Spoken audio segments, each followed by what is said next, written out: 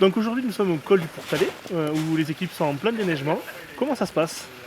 Oui, bien, on est en train d'ouvrir le col là, première repasse avec la fraise.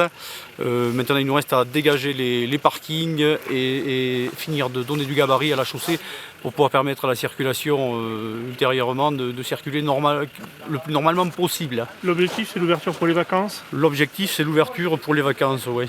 D'accord. Ces derniers temps, il y a eu des fortes chutes de neige en très peu de temps. Ça a été un challenge pour les équipes de devoir gérer cet événement climatique? L'événement climatique, on a dû fermer la route depuis le 27 novembre. Depuis, on a recommencé à travailler lundi dernier.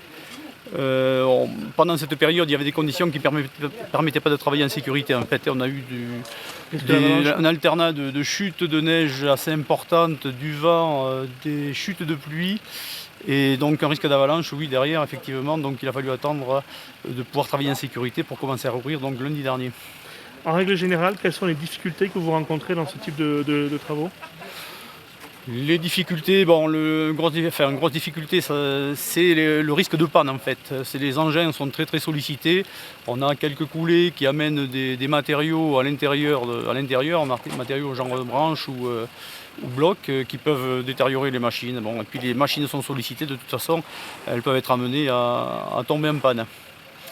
L'autre difficulté, ça peut être le manque de visibilité et la gestion effectivement du risque avalanche qui peut bouger au fil de la météo.